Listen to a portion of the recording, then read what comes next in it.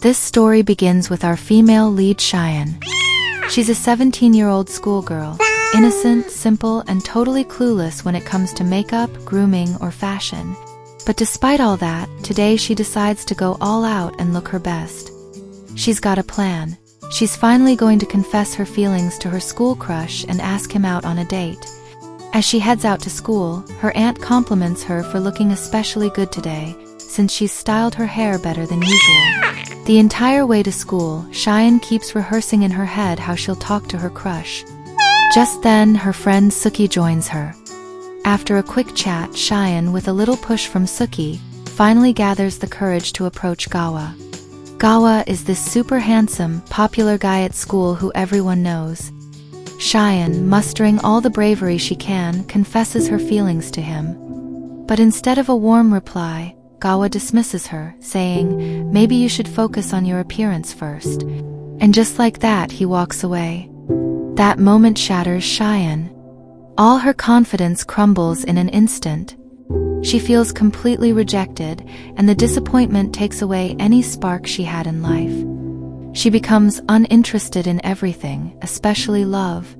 That one incident gives her such an inferiority complex that she starts to believe that maybe she's just not cut out for love. Cheyenne started spending most of her time at home. Gradually, she began watching beauty consultant videos, reading books, and practicing with makeup products. Slowly, she got better at it and became quite skilled. Fast forward to 2022, Cheyenne is now 29 years old. Not only has she transformed herself, but she also helps others with her expertise. She works as a beauty consultant now. Her personality has completely changed, and she's more confident than ever. But despite all the changes on the outside, the wound in her heart from the past is still there. Because of that, she promised herself she would never make the mistake of falling in love again. She's never had a boyfriend, and no guy has ever come into her life since. One day, her friend Suki invites her out for dinner. Suki has invited some other people too, and though Cheyenne doesn't really enjoy mingling with large groups, she agrees to go. The truth is, Cheyenne tends to keep to herself in social situations. She often remembers her past and the bullying she faced in school because of her appearance. The only person who was nice to her back then was Gawa. He was the only one who defended her against the others who used to tease her. But she never expected that one day, he would break her heart and walk away. Later that evening, Cheyenne gets all dressed up and heads to the dinner party, excited for the night. But when she arrives, she realizes it's actually a matching party. Suki has invited a bunch of singles, all trying to mingle and connect with each other. Among the crowd is Suki's cousin, simple yet mysterious. Seeing her instantly takes Cheyenne back to her school days. As Cheyenne steps outside, a guy approaches her, asking for her phone number. She gives it to him, but soon after, she overhears him talking about her. He's saying that before showing up at parties like this, she really should fix her appearance. Hearing those words feels like a punch to the gut. Cheyenne is devastated. All her old wounds from the past reopen, and she feels heartbroken once again. She turns to Suki and says, "Love's just not for me. Please, don't invite me to these parties anymore." Suki finally understands. Cheyenne still hasn't gotten over Gawa, and she hasn't been able to move on. Cheyenne comes home, crying her heart out to her bestie. She looks at an old photo of Gawa, and in a burst of emotion, she rips it up. The moment she tears it, something strange happens. It's as if she's been transported somewhere else. A sudden feeling that she's time traveling, and she's back in that moment in the past where everything felt different. As she looks at the photo, she's completely stunned. For a moment, she thinks she might be dreaming. But then, she notices that Gawa is holding that same flip phone, the one they used back in school. Suddenly, she wakes up and finds herself wearing glasses. Her room is set up like it was back in the day, and even her mom looks much younger. She's still in disbelief, thinking it's all just a dream, but she continues on. The next day, she gets ready in a way she's never done before, using all the makeup techniques she's learned. As she walks into school, everyone is stunned by her transformation. Cheyenne looks completely different now. Even Suki doesn't recognize her at first. But then Gawa, noticing her, says, "That's Cheyenne, right? She used to be the same, just with a little unusual dressing style. But she's always been beautiful." Cheyenne is confused. Why is this dream lasting so long? Is this really a dream, or is it reality? She starts trying to smell things, touch them, and even taste them to make sure it's real. Just then she trips and Gawa catches her. The timing is perfect and she falls right into his arms. As she's held by him, she's still unsure if it's real, so she checks if he feels like a dream. Then she asks, "What year is it?" Gawa tells her it's 2010. Suddenly it hits her, could it be? Is time travel really possible? Has she truly gone back in time? To confirm, she starts asking people around her about the year and what's happening. Cheyenne tries to ask everyone around her, does anyone have superpowers? But no one takes her seriously. Her mom just thinks her questions are pointless. Cheyenne can't tell anyone what's really going on, so she quietly asks Suki, "Do you think time travel is real?" Suki mentions her cousin, who's really into these things and even wrote a thesis on them. At that moment, Gawa walks up to Cheyenne and, to her surprise, says, "Good morning" to her. The attention from him makes Cheyenne feel shy, and she quickly runs away. The truth is, she never wanted to fall in love again. She was scared that one day Gawa would reject her again. In class, it's a whole different scene. The boys are all around her in awe of her transformation. They can't believe how beautiful she's become. They ask, "Are you interested in me?" And similar questions, but Cheyenne just smiles and ignores them. Mentally, she's 29 and she sees them as kids. Later, Cheyenne goes to the library, pulling out 20 to 30 books related to time travel. She spends hours going through them, but they're full of complex physics she can't quite understand. Then she overhears Gawa talking to a girl. He's rejecting her, saying, "You're wearing way too much makeup." The girl walks away, heartbroken, after hearing Gawa's words.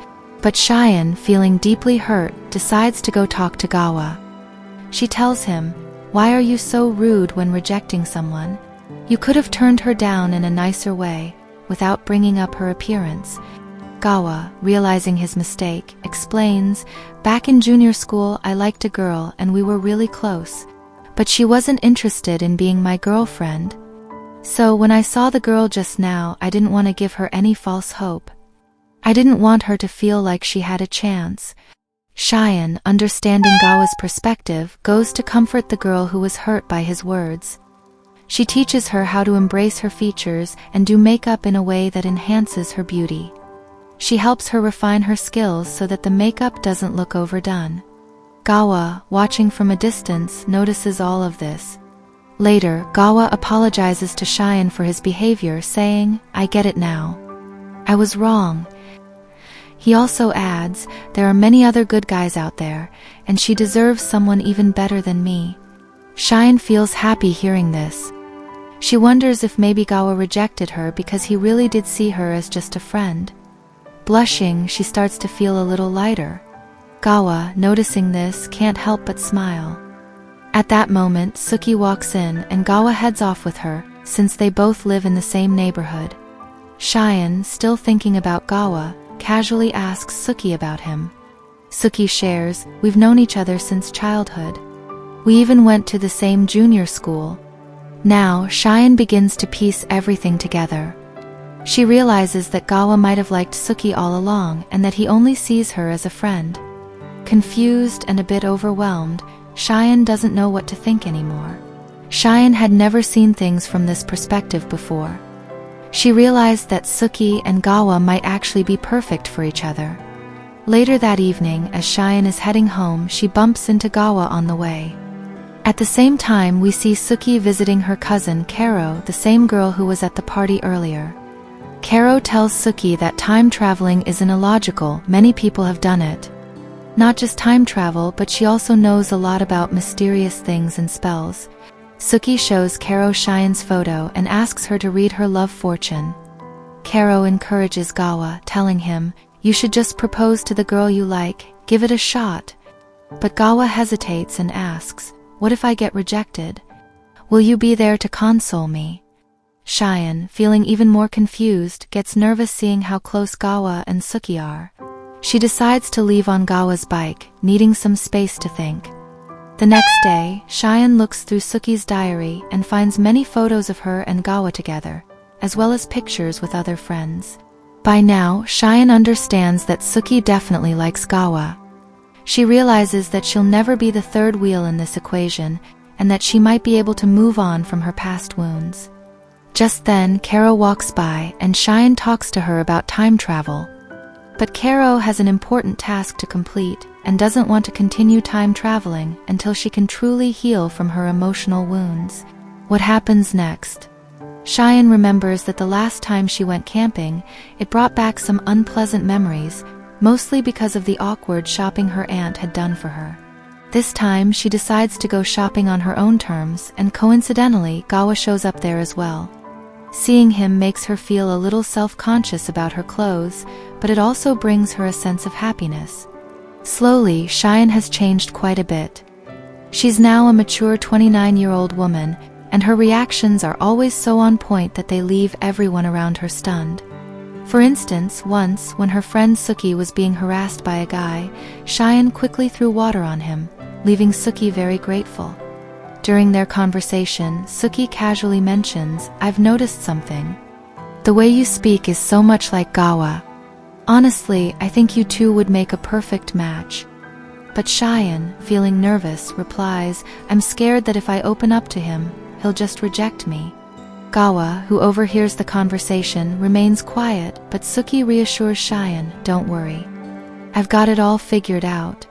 Suki had secretly asked her friend Karo to cast a love spell on Cheyenne and Gawa's photo. However, instead of love magic, Karo accidentally ends up using black magic. On the first day of camping, Cheyenne feels nervous again, recalling how Gawa had once refused to help her gather wood. But this time Gawa comes to her aid. He confesses, "I'm here with you, not because of the firewood, but because I wanted to spend some time alone with you." Cheyenne slowly begins to realize that in her past life, Gawa had refused because the wood was too heavy for her to carry. As they continue to spend more time together, Cheyenne finds herself growing closer to Gawa, and they start to share many moments. As Cheyenne and Gawa continue to spend more time together, they start to understand each other better. One day, Gawa takes Cheyenne's hand, and for a moment, Cheyenne realizes that despite being 29 years old, she still finds herself uncontrollably drawn to him. When he gets close, she can't help but feel like she's falling for him all over again. The next day at the camping trip, Cheyenne wears the dress Gawa had chosen for her. Seeing her in it makes Gawa really happy, and he takes her aside to spend some quality time together. They have a picnic, enjoy the moment, and share meaningful conversations. However, during this time, Suki starts to feel left out. She notices that Cheyenne is not spending time with her, but is instead always with Gawa. Suki becomes increasingly jealous and lonely, feeling as if she's being ignored. Feeling awkward, Suki decides to talk to Gawa about her feelings. She tells him, "Before Cheyenne, I was your friend. Now, it seems like you're giving her more attention, and I feel like you're intentionally avoiding me." This makes Gawa reflect on his past. He recalls that back in junior school, he had tried to share his feelings with Suki, but she had rejected him, saying he felt like a brother to her. At that time, Suki hadn't fully understood, but now, seeing Cheyenne and Gawa together, she feels regretful. It seems as though she might have made the wrong decision back then. Later, Suki decides to confess her feelings to Gawa. She tells him, "I like you, Gawa. Would you date me?" She says, "I love you," hoping for a positive response. Just as Gawa is about to say yes, something strange begins to happen. Black magic seems to take effect, and Cheyenne feels an unsettling shift. Cheyenne begins to feel as though she's traveling through time. Realizing what's happening, she quickly stops Gawa from speaking, as she doesn't want to return to the past. She begins to leave, but Gawa stops her, asking, "Did you just reject me? You once told me that if the person I love rejects me, you'd be there to console me." The camping trip ends, and they return to school. Cheyenne tries to avoid Gawa whenever she sees him, fearing that if she gets too close or starts dating him, she'll be pulled back into the past, and that's something she doesn't want. This life feels better to her. Confused and seeking answers, Cheyenne eventually goes to Karo. Karo tells her, using black magic and fortune-telling, that if Cheyenne and Gawa start dating, it would mean she's going back to the world from which she came. This news disturbs Cheyenne, and she tries to distance herself from Gawa even more, but she can't find peace. Finally, gathering her courage, Cheyenne approaches Gawa and says, "Actually, we can't be together. There's a reason, but I can't tell you why. I hope you understand." Gawa looks at her and replies, "I understand. There must be something important that you can't share right now." They hold hands, and as they do, their class notices them. The news quickly spreads that they're dating. However, when Cheyenne hears this, she becomes angry. It feels like this news is pulling her back to the past. She stands up, yelling. Cheyenne becomes frustrated and declares that Gawa is not her boyfriend and that they are not dating. Her confusion and anxiety reach new heights, as she feels she can't trust anyone anymore. In desperation, she goes to her best friend, Suki, and confides in her, explaining how she's actually 29 years old and she's time-traveled. Suki, equally troubled, takes Cheyenne to Karo to get more answers. Upon meeting Karo, they learn that instead of casting a love spell on Cheyenne's photo, Karo had placed a curse on it using black magic. This curse caused Cheyenne's confession to fail in the past, and if the curse were to be broken, Cheyenne's confession would succeed, sending her back to her original time. Karo's jealousy towards Cheyenne made her do this. Ever since Cheyenne came into Suki's life, Karo felt left out, as Cheyenne gave her less attention. She also felt Cheyenne, an ordinary girl like herself, didn't deserve someone as handsome as Gawa. After realizing all this, Cheyenne and Suki explain everything to Gawa, who listens in shock. Despite the situation, Gawa reassures Cheyenne, saying, "I trust you. Whatever you say, I know it's the truth.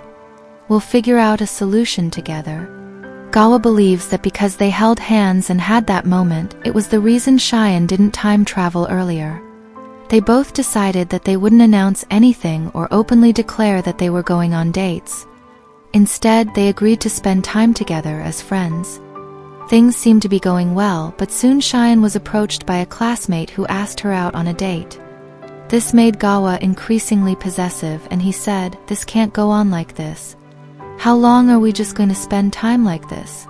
One day, you'll have to officially be mine." In the heat of the moment, he kissed her, and Cheyenne was worried that such an intimate gesture might cause her to travel back in time. However, nothing happened, which made her realize that the curse was only connected to her confession. They continued spending time together, but never confessed their feelings. One day, they visited an amusement park, a place that held many precious memories for them. As time passed, things started to feel natural, but one day Karo came to Cheyenne and told her, "What you're doing goes against nature. What I did was wrong, but because of you, people's lives are changing. You can't just think about yourself. You need to think about others and return to your own world." Cheyenne pondered deeply, and memories of the past flooded back. She remembered how Gawa had left for another country to study, but this time, because of her, he was giving up that opportunity. This was not just affecting his career but also her own. Cheyenne made up her mind she would return to the world she came from. She explained everything to Gawa, but he couldn't bear it. In a rush, he ran to Cheyenne and demanded the same photo they had taken together, asking for it back before anything else. Gawa tore the photo, and as he did so, they found themselves transported back to the moment when the photo was first taken. In that moment, they both decided what to do next. Gawa says that the photo shouldn't end up in Karo's hands, or else magic will be cast on it. However, Cheyenne, determined, responds, "Who are you to decide the course of my life?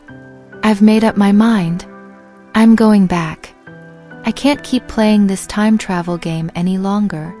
After their mutual agreement, the photo reaches Karo again, and once again dark magic is cast on it. The scene shifts to Gawa and Cheyenne spending their last day together, happily enjoying their time. They go to a viewpoint where they talk about everything. Cheyenne, with a heartfelt smile, says, "My wish is that when I return to my world, I want to meet you again. I'll always love you." She confesses her feelings, and as soon as Gawa says yes, she disappears. Cheyenne finds herself back in her original world, where she's 29 years old. She has decided to find Gawa on her own. She searches for him, only to find out he's abroad. Meanwhile, her friends organize a reunion, inviting many people to a location near their school, the same viewpoint where she had once shared moments with Gawa. There, she spots Gawa, who tells her, "Why does it feel like I've been here with you before?" Cheyenne understands exactly what this feeling means. They've known each other for centuries, not as strangers, but as a couple who were never rejected. Their friends are overjoyed to see them reunited as a couple. And with that, the story comes to a close. Thank you for watching, stay connected, and goodbye.